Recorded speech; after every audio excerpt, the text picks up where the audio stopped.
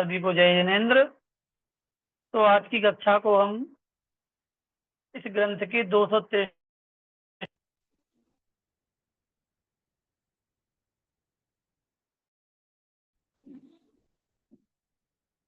जो ये तीसरा हमारा विषय है, इसका 11वें नंबर का श्लोक है। यहाँ से आज की कक्षा को प्रारंभ करते हैं। जैसा कि आप जानते हैं कि आचार्य महाराज यहाँ पर संसार की अनित्यता के विषय में चर्चा कर रहे हैं। संसार की अनित्यता में सबसे पहले शरीर की अनित्यता, शरीर की नश्वरता, धन पैसे की नश्वरता, नाते रिश्तेदारों की नश्वरता, इन सभी का वर्णन करते हैं। और क्रमशः ये भी यहाँ पर बता रहे हैं कि जो व्यक्ति इन सभी वस्तुओं व्यक्तियों के कारण से अपने आप को किसी भी प्रकार से इनके इष्ट वियोग आदि में सुख और दुखी मानता है, वो वास्तविकता में अज्ञानी है। क्योंकि ये सब चीजें हमारे स्वरूप से भिन्न है और इनके आने और जाने से हमें कोई फर्क नहीं पड़ना चाहिए। ये सारी वस्तुएं अनित्य हैं, नश्वर हैं।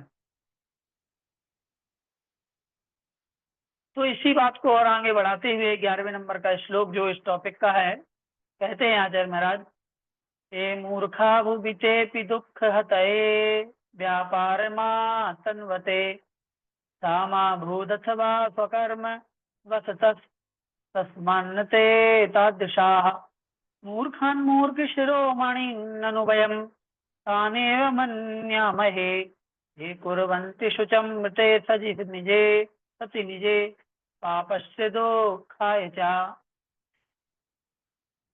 एक टाइप से उदाहरण देते हुए आचार्य महाराज कहते हैं कि इस पृथ्वी पर जो मूर्ख जन हैं वे भी दुख को नष्ट करने के लिए प्रयत्न करते हैं। मूर्ख भी, पागल व्यक्ति भी यदि होगा ना, बिल्कुल मेरा कुछ नहीं जानने वाला, वह भी हम अपने दुखों को नष्ट करने का प्रयास करता है कि हमारे दुख दूर हो जाएं। फिर यदि अपने कर्म के प्रभाव से वह दुख का विनाश ना भी हो तो भी वे वैसे मूर्ख नहीं है। तो प्रयास तो करते हैं लेकिन कर्मों के कारण से वो ना कर पाए दुखों को दूर, तो वो मूर्ख नहीं है। हम तो उन्हीं मूर्खों को मूर्ख में श्रेष्ठ मानते हैं या अत्यंत मूर्ख मानते हैं जो किसी इष्ट जन का मरण होने पर पाप और दुख के निमित्त हुए शोक करते हैं।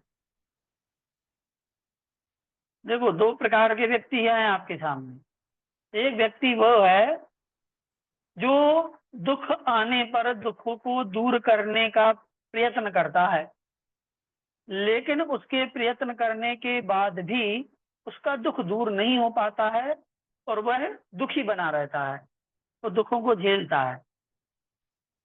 तो यहाँ आचार्य महाराज कह रहे हैं कि वो व्यक्ति तो फिर भी ठीक है कि वो दुखी है, दुखों को दूर करने का प्रयास किया, लेकिन कर्मोदय के कारण से दुख दूर नहीं हुआ तो वो दुखी बना हुआ है। लेकिन एक दूसरा व्यक्ति है जो किसी भी अपने इष्ट जन का वियोग हो जाने पर शोक करता है, रोता है, बिलखता है, और यह जानते हुए भी कि यह उसका आज का रोना, आज का दुखी होना, आज का शोक करना आगे उसके दुख में कारण बनेगा। आज जो हम शोक कर रहे हैं यही शोक हमें आगे दुख देने वाला है। जो व्यक्ति है जान करके भी किसी इष्ट के वियोग में शोकाकुल हो जाता है, वह व्यक्ति आचार्य महाराज की नजर में सबसे ज्यादा बड़ा मूर्ख है। आप लोगों को बात समझ में आ गई होगी, नहीं आई तो आगे इसको ही पढ़ लेते हैं, समझ में आ जाएगी। लोक में जो प्राणी मूर्ख समझे जाते हैं वे भी दुख को दूर करने का प्रयत्न करते हैं, यदि कदाचित दैववशात, भाग्यवश, दुर्भाग्यवश उन्हें अपने इस प्रयत्न में सफलता ना भी मिले,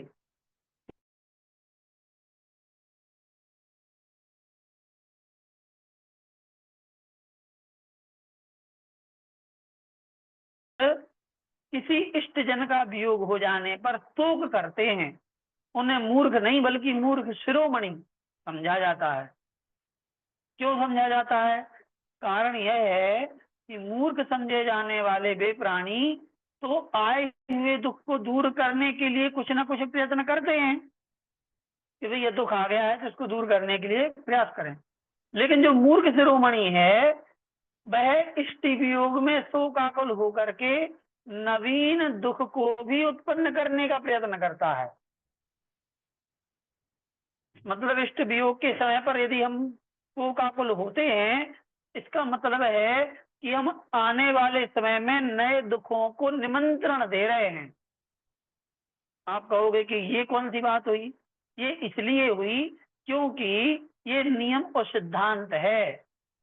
क्या सिद्धांत है? आचार्य उमा स्वामी महाराज ने तत्वाशुद्ध जी में सूत्र लिखा है, दुख शोक तापा क्रंदन बद परिदेव नान्यात्म परो भय स्थान नान्य सद्वेद्यस्य। अर्थात जितना ज्यादा हम किसी भी कारणवश दुख शोक ताप आकंदन बद परिदेवन आदि करते हैं तो उससे हमें असाधा वेदनी का बंध होता है, और जितना असाधा वेदनी का बंध होगा आगे समय में उतना ही दुख मिलेगा। तो असाधा वेदनी के उदय के कारण से हमें दुख आते हैं और उन दुखों को हम क्षमता से सहन नहीं करते हैं और उन्हीं दुखों में दुखी हो जाते हैं, तो नया असाता वेदनी बन जाता है और फिर से हमें दुखी होना पड़ता है। ये चेन जो है वो टूटती नहीं है। इसलिए जो व्यक्ति ऐसे समय पे शोकाकुल हो रहा है, इसका मतलब है मूर्ख शिरोमणि है, क्योंकि वह अभी के दुखों को तो दूर कर नहीं रहा बल्कि नए दुखों को न्योता दे रहा है। किम जानासि न किम शृणोसि न किम प्रत्यक्ष में वेक्षसे निश्चेषम जगदिंद्रजाल सदृशम रंभे वसारोज्जितम किम शोकम कुरुक्षेत्रे मानसपतो लोकांतरस्थे निजे तत्किंचित कुरु एन नित्य परमा नंदास्पदम गच्छसि।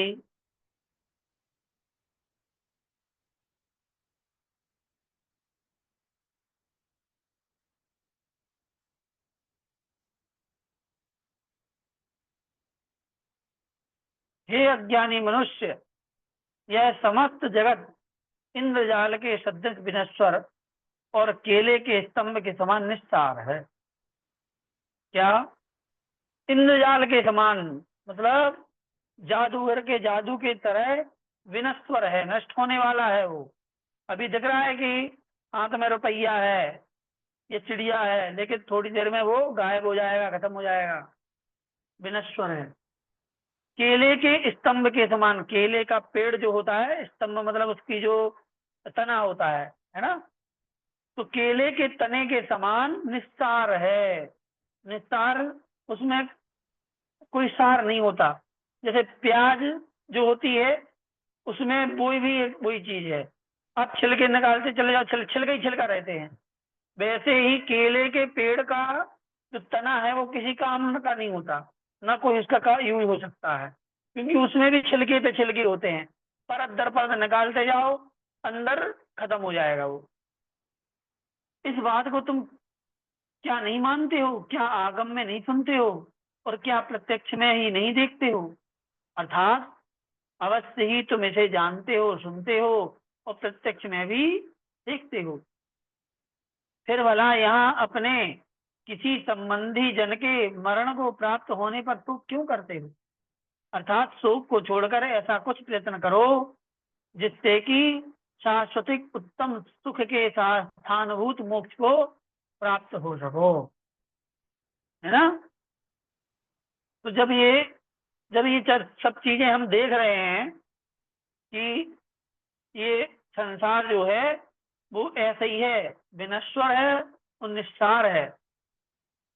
ये सब जानते हैं, देख भी रहे हैं, फिर भी हम क्या कर रहे हैं, किसी संबंधी जन के मरण होने पर शोक करने लगते हैं। तो आचार्य महाराज कर रहे हैं कि शोक को छोड़कर ऐसा प्रयत्न करो कि शाश्वत उत्तम सुख का जो स्थान है मोक्ष, उस मोक्ष तक पहुंच सको, ऐसा प्रयत्न करना चाहिए, है ना।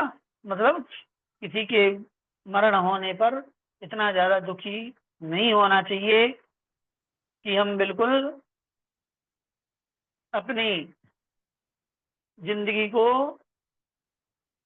खराब कर दें, या उसके जो हमारे अच्छे तत्व हैं, अच्छे पल हैं, उनको अपन बुरे पल में परिवर्तित कर दें। ऐसा हमें ध्यान रखना चाहिए। जातो जनो म्रियत एव दिने च मृत्यो प्राप्ते परस्त्रिभुवनेऽपि न रक्षकोऽस्ति सद्यो मृते सति निजेऽपि शुचम् करोति पुत्कृत्य रोदिति वने विजने समूढ़ा। जो जन उत्पन्न हुआ है वह मृत्यु का दिन प्राप्त होने पर मरता ही है। उस समय उसकी रक्षा करने वाला तीनों लोकों में कोई नहीं है। ठीक है।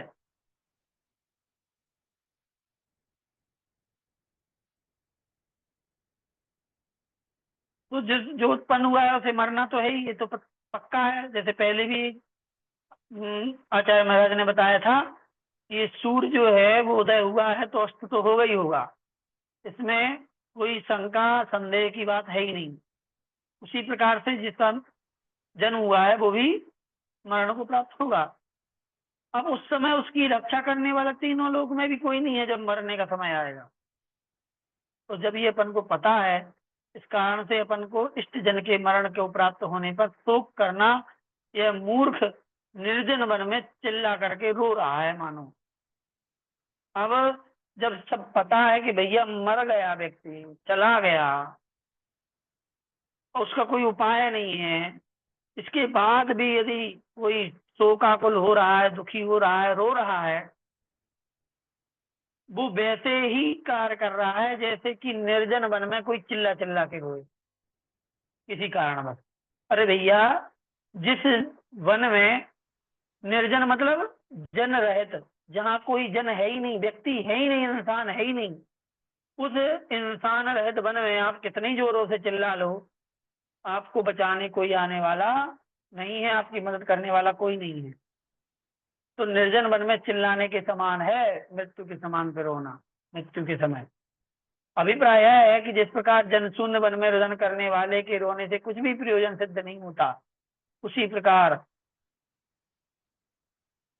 मोह के कारण, हाँ वो तो है ही, उसी प्रकार किसी इष्ट जन को मरण को प्राप्त होने पर उसके लिए शोक करने वाले को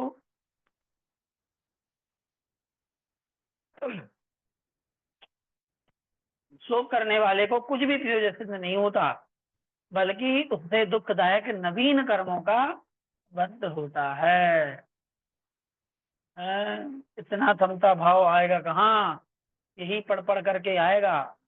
है ऐसे ही जब हम पढ़ते हैं, स्वाध्याय करते हैं, चीजों को समझते हैं, तत्व दृष्टि अपने अंदर जागृत करते हैं, और पहले अपनी जिंदगी के छोटे छोटे दुखों में समता भाव धारण करने का अभ्यास करते हैं, तब जाकर के हमें ऐसे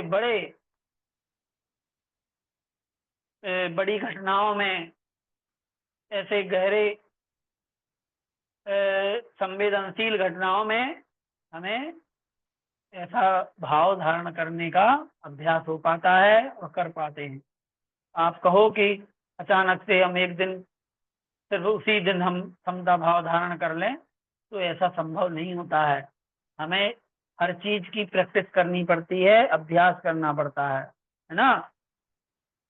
अब इस चीज से मुझे एक बात याद आई आप लोगों से, कि आप लोग कभी देखना, यूट्यूब पर है, आचार्य श्री विद्यासागर जी की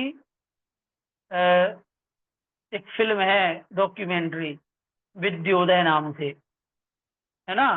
सैंड आर्ट को बेस लेकर के, और अलग अलग लोगों के, मुनिराजों का जो बाइट लेकर के, इंटरव्यू लेकर के, उन सबको जोड़ करके, और वह डॉक्यूमेंट्री बनी है। उसको आप देखना, उसमें एक जगह शायद प्रमाण सागर जी महाराज जी का कथन वहां पर आता है, जब वो बोलते हैं आचार्य श्री विद्यासागर जी महाराज के विषय में, कि उन्होंने आचार्य श्री से एक बार पूछा था कि जब आचार्य श्री ज्ञान सागर जी महाराज की समाधि हो गई, जिस दिन उनकी समाधि हुई, क्योंकि उसके पहले जब बीमार थे तो बीमार अवस्था में 9 महीनों तक उनकी सेवा की, तो जिस दिन उनकी समाधि हुई, जिस दिन उनका अंतिम संस्कार हुआ, उस दिन आपको कैसा लगा? कि आचार्य महाराज से, आचार्य श्री से पूछा गया, तो आचार्य श्री ने क्या जवाब दिया, आप कल्पना नहीं कर पाओगे, सोच नहीं सकते कि ऐसा भी हो सकता है, या ऐसा जवाब भी हो सकता है, या ऐसा किया होगा। उन्होंने उत्तर दिया कि लंबे समय बाद मैं उस दिन रात को छत पर पाटा लगा करके सोया था। कितनी बड़ी बात है। एक तरफ उनके गुरु, जिनके ऊपर उनके अनंत उपकार हैं, और महीनों से वो उनके हाथ पैर दबा रहे हैं, सेवा शुश्रूषा कर रहे हैं, 24 घंटे साथ हैं। ऐसे में तो बाप बेटे से बड़ा रिश्ता बन जाता है। कितना अंदर से गहराई से रिश्ता जुड़ जाता है। और ऐसा ही कोई जीव, कोई प्राणी, कोई हमारा अभीष्ट व्यक्ति चला जाए, और कोई कहे कि उनके जाने के बाद हम उस रात को छत पर पाटा लगा करके लंबे समय बाद सोए। लंबे समय बाद इसलिए सोए क्योंकि उसके पहले वो आचार्य श्री ज्ञान सागर जी महाराज के साथ में कमरे के अंदर ही रहते थे, उसी कमरे में सोते थे, वहां से बाहर नहीं जाते थे, चाहे गर्मी हो चाहे कुछ भी हो। लेकिन जब वो चले गए तो फिर वो छत पर सोए। उन्होंने क्या आपको दुख नहीं हुआ उनके जाने का? तो उन्होंने जवाब दिया था कि हम साधु हैं, हम साधु हैं, हमें, हमने जो किया आचार्य महाराज के साथ में, वो मेरा कर्तव्य था। मैंने जितनी भी सेवा की वो अपना फर्ज, अपना कर्तव्य मान करके की सेवा। लेकिन हम उस चीज में मोह नहीं कर सकते। मोह करेंगे तो ये तो हमारे लिए उल्टा नुकसानदायक हो जाएगा, हानि का सौदा हो जाएगा।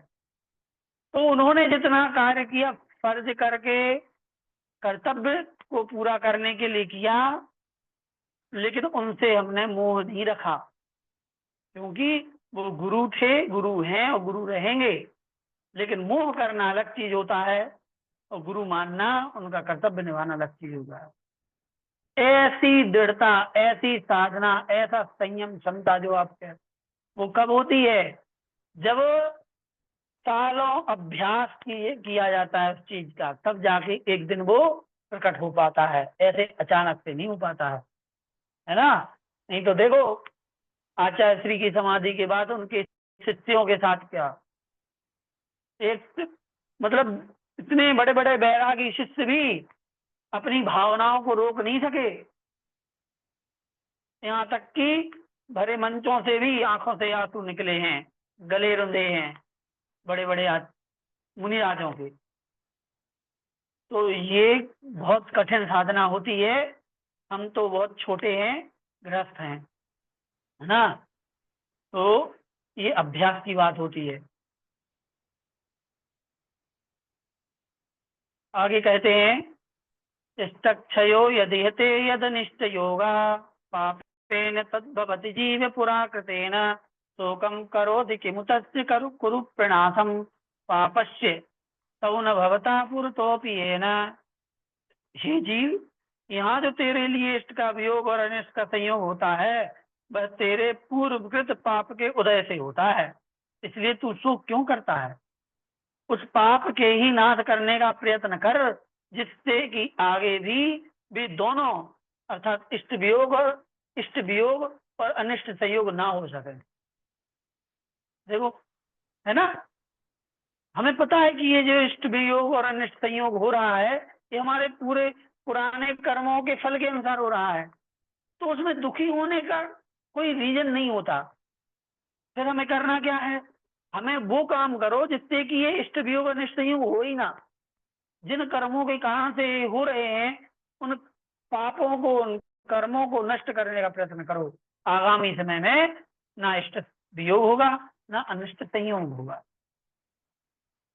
नष्टे वस्तुनि शोभनेऽपि हि तदा शोक समारभ्यते कल्लाभोथ यशोथ सौख्यमथवा धर्मोऽथवा स्यादद्यदि यद्येकोऽपि न जायते कथमपि सारैः प्रयत्नैरपि प्रायस्तत्र सुधीर मुधा भवति कः शोकोग्रराक्षोभतः।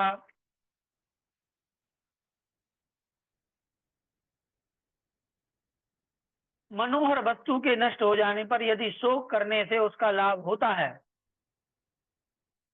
ध्यान से सुनना आप लोग, मनोहर वस्तु के नष्ट हो जाने पर मतलब जो प्रिय वस्तु है उसके नष्ट हो जाने पर यदि शोक करने से लाभ होता है, यदि हम दुखी हो जाएं उससे हमें कोई फायदा मिले, कीर्ति होती हो, सुख होता हो या धर्म होता हो, तब तो शोक करना ठीक है। मतलब रोने से यदि कुछ ठीक हो जाए तो फिर भी रो लो कि भैया रोने से ये चीज सही हो जाएगी।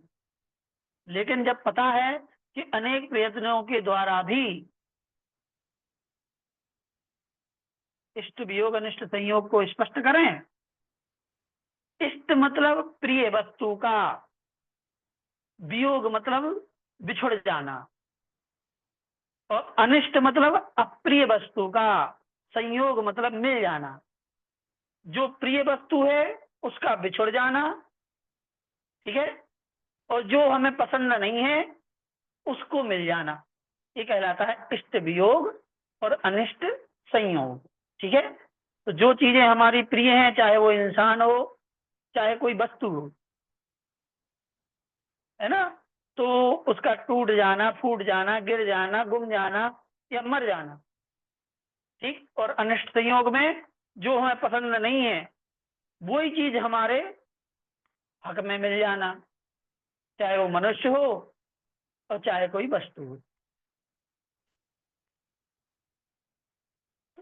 तो यहाँ पर वही कह रहे हैं कि यदि ऐसा मिल हो जाए कि हमारे शोक करने से कुछ ठीक होता हो तो फिर भी ठीक है, लेकिन हमें प्रयत्न पता है कि कितने भी प्रयत्न कर लो उन प्रयत्नों के द्वारा चारों में से प्राय कोई एक भी नहीं उत्पन्न होता। तब भला कौन सा बुद्धिमान मनुष्य व्यर्थ में उस शोक रूपी महाराक्षस के अधीन होगा? अथवा कोई नहीं। मतलब चाहे कितना भी शोक कर लो, ना तो लाभ, ना कीर्ति, ना सुख, ना धर्म, कुछ भी होने वाला नहीं है, चार में से कुछ नहीं होगा, तो क्यों फालतू में करते हैं। एक ध्रुवे निशि बसंती यथा शकुंता प्रातः प्रयांति सहसा सकला दिक्षु स्थित्वा कुले बत तथान्य कुलानि मृत्वा लोकाश्रयन्ति विदुषा खलु सोच्यते कः। जिस प्रकार पक्षी रात्रि में किसी एक वृक्ष के ऊपर निवास करते हैं और फिर सवेरा हो जाने पर वे सहसा सब दिशाओं में चले जाते हैं, खेद है कि उसी प्रकार मनुष्य भी किसी एक कुल में स्थित रहकर पश्चात मतलब बाद में मृत्यु को प्राप्त होते हुए अन्य कुलों का आश्रय करते हैं। इसलिए विद्वान मनुष्य को इसके लिए कुछ भी शोक नहीं करना चाहिए। इसी तरीके का स्टोपदेश जी में पिछले साल आप लोगों ने श्लोक पढ़ा हुआ, कौन सा श्लोक? हाँ जी, कि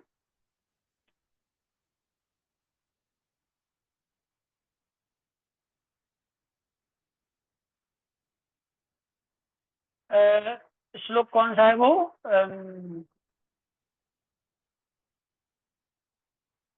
जैसे दिक्षु प्रगे प्रगे, स्टार्टिंग से दिग्देश, हाँ, दिग्देशेभ्य खगा यत्र संवसन्ति नगे नगे स्व स्व कार्य वसाद्यंती देशे दिक्षु प्रगे प्रगे। ये बिल्कुल संध्या जी, दिग्देशेभ्य आया था ना, कि दिशाओं से, अलग अलग स्थानों से शाम के समय पक्षी आकर के पेड़ पर बैठ जाते हैं, रात भर सोते हैं, जैसे सवेरा होता है तो अपने अपनी दिशाओं में अपने अपने कार्य के वशीभूत चले जाते हैं। वहां भी सेम उसी वही श्लोक यहाँ पर है कि पक्षियों की तरह यहाँ भी अलग अलग कुलों से, मतलब त्रियंच, देव, या फिर नर की या मनुष्य, कहीं से भी उनकी निवास योनियों से आते हैं और रहते हैं, और मृत्यु को प्राप्त होकर के अपने अपने कुलों में या जहां भी उनको जाना है वो चले जाते हैं। जब हमें पता है, इसको जानकर भी हम शोक क्यों करते हैं? जो समझदार व्यक्ति होता है वो शोक नहीं करता। दुख व्याल समाकुलम भवनम जाड्यांधकाराश्रितम तस्मिन् दुर्गति पल्लिपाति कुपथैर् भ्राम्यन्ति सर्वेङ्गिनः तन्मध्ये गुरुवाक् प्रदीपममलं ज्ञानप्रभाभासुरं प्राप्य लोके च सत्पथं सुखपथं याति प्रबुद्धो ध्रुवम्। जो संसार रूपी वन दुखों रूपी सर्पों से व्याप्त एवं अज्ञान रूपी अंधकार से परिपूर्ण है। संसार रूपी जंगल है, वन है, और दुख रूपी सर्प है उसमें, और अज्ञान रूपी अंधेरा है। बताओ, एक तरफ जंगल भी है, साथ में उस जंगल में सर्प भी है, और ऊपर से अंधेरा है, और ऐसे में आप चलना है। बताओ कितना मजेदार हैं? उसमें सब प्राणी दुर्गति रूप भीलों की बस्ती की ओर जाने वाले खोटे मार्गों से परिभ्रमण करते हैं, और ऊपर से ऐसे अंधेरे में सांपों वाले रास्ते से जंगल में चलते जा रहे हैं। और कहाँ जा रहे हैं? जहां भीलों की बस्ती है। बताओ, सोने पे सुहागा हो जाए हैं? भीलों की बस्ती है, अर्थात वो देखते ही साथ तीर मारेंगे। ऐसे ही संसार के बीच में विवेकी पुरुष ज्ञान रूपी ज्योति से दीप्यमान निर्मल गुरु के वचन रूपी जो उपदेश है, उस दीपक को पाकर के उससे समीचीन मार्ग को देखकर निश्चय से सुख के स्थानभूत मोक्ष को प्राप्त कर लेते हैं। ठीक है, तो गुरु के वचन जो हैं वो हमारे लिए दीपक के समान होते हैं। वो दीपक के समान हमें ऐसे अंधेरे सर्प वाले संसार रूपी जंगल में रास्ता दिखाते हैं और हमें अपने मंजिल की ओर ले जाते हैं।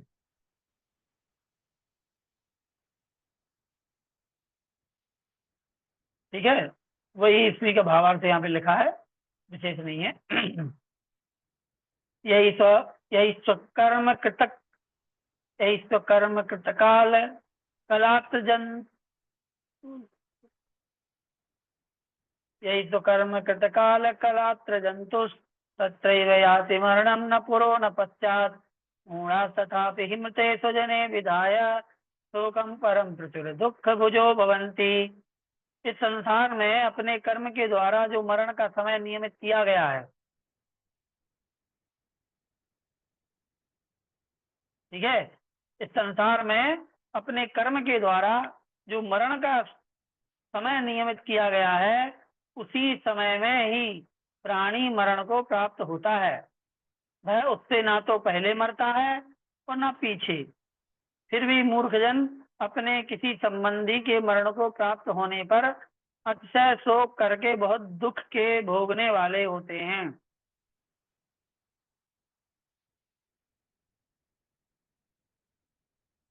ठीक है। तो संसार में कर्म के द्वारा हमारा मरण नियमित किया गया है। जितनी आयु कर्म होगा उतना हमारा समय है ठहरने का। ठीक है। और उसी समय में प्राणी मरण को प्राप्त हो जाएगा जैसे ही बिल्कुल अकाल मृत्यु होती है। क्यों नहीं होती है?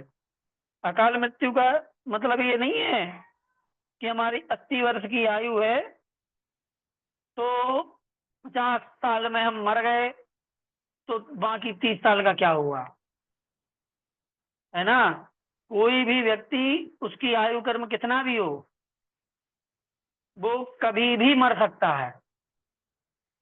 आयु मिलने का मतलब ये बिल्कुल नहीं होता कि वे उतना लंबा पीरियड जिएगा ही। आप लोगों को यदि ये ना पता हो तो हम बता दें, बहुत जनों के प्रश्नों के उत्तर हो जाएंगे इसमें।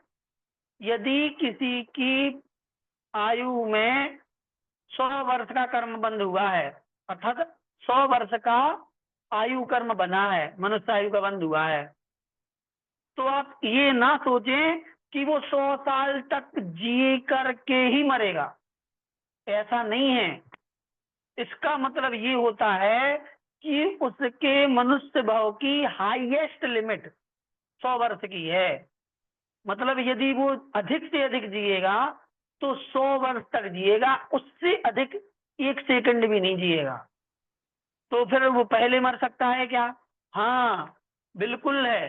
वो जन्म से लेकर के और 100 वर्ष के बीच कभी भी मर सकता है, कभी भी मर सकता है। उसके मरने में कोई बाधा नहीं है। फिर आप कहोगे कि फिर 100 वर्ष की आयु का मतलब क्या हुआ? जितनी आयु है तो जिएगा ही ना। नहीं, होता ये है, एक उदाहरण दिया जाता है, आपको तुरंत समझ में आएगा कि पानी से भरे मटके का उदाहरण दिया जाता है, मिट्टी का, कि पानी से भरे मटके में एक हमने छेद कर दिया छोटा सा। ये कैसा आयु का बंध है? 8 कर्मों में एक कर्म आयु कर्म होता है कि नहीं? आयु कर्म 4 होते हैं, मनुष्य, त्रियंज, देव और नारकी। तो यदि अभी अपन मनुष्य हैं, इसका मतलब मनुष्य आयु को भोग रहे हैं, मनुष्य आयु कर्म को भोग रहे हैं जितना भी होगा। और इस भाव में हम अगली आयु का बंध भी करेंगे। ठीक है।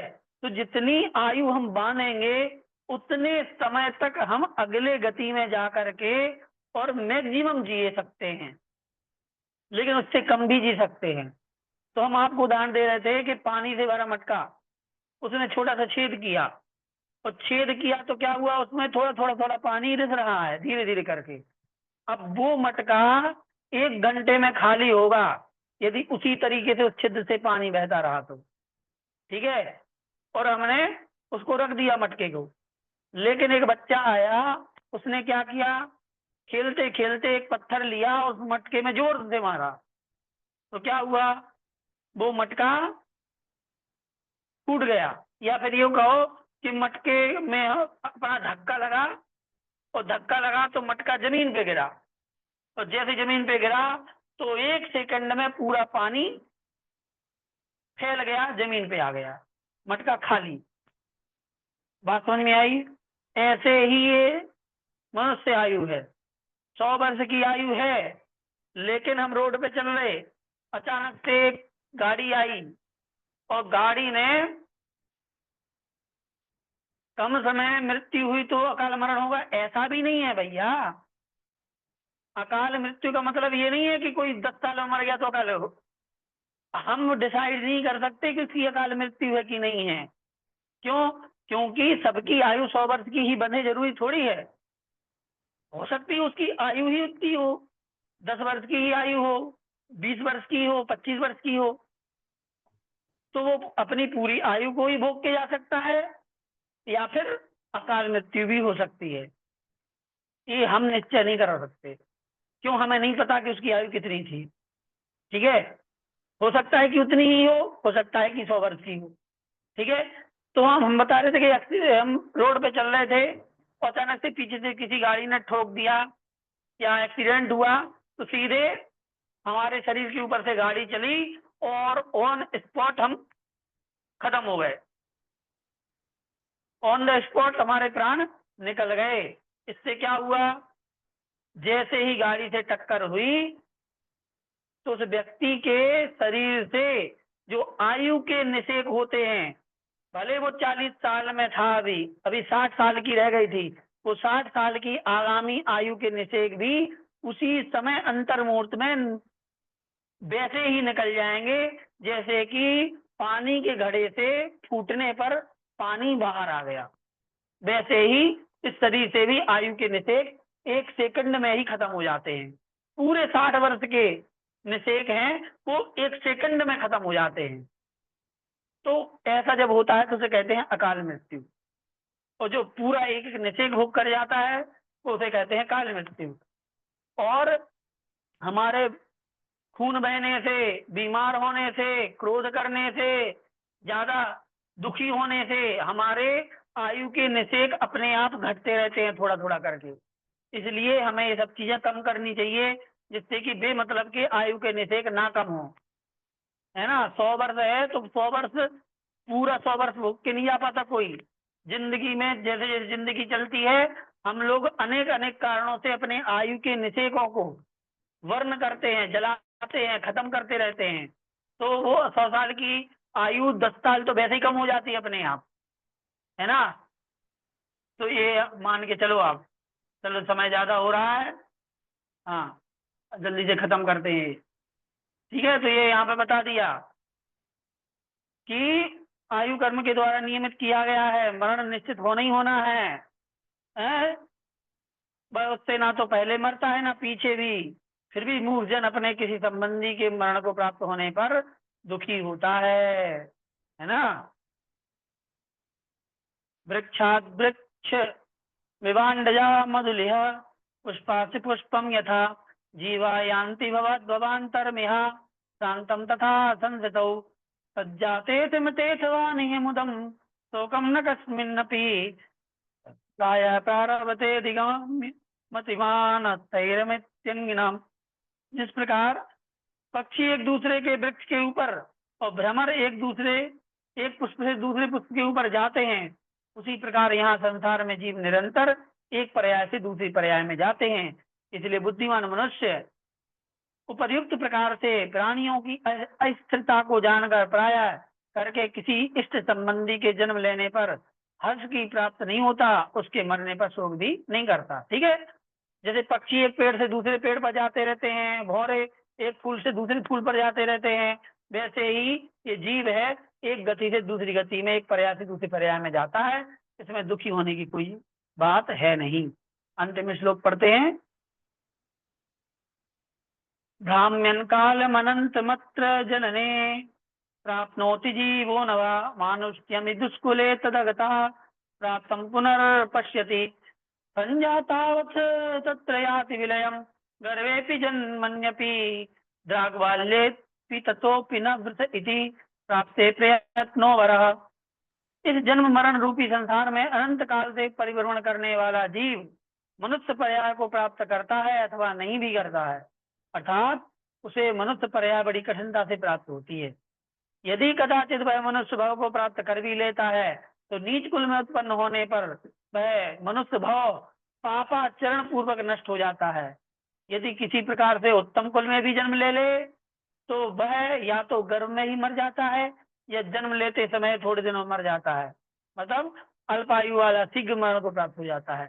इसलिए धर्म की प्राप्ति नहीं हो पाती। फिर भी यदि आयुष्य की अधिकता में वह धर्म को प्राप्त हो जाता है तो उसके विषय में उत्कृष्ट प्रयत्न करना चाहिए। मतलब हम जो इतना सब कुछ इस अवस्था तक पहुंच गए ना, अपनी उम्र सबको अपनी अपनी उम्र पता है ना, और इस उम्र तक पहुंच गए हैं, सब ठीक चल रहा है, इसके बाद भी यदि हम नहीं समझते हैं तो इससे बड़ा मूर्ख कोई नहीं हो सकता। ठीक है, चलिए आज की कक्षा को यहीं पे समाप्त करते हैं। निर्माणी स्तुति करें। जय जिनेन्द्र सभी को।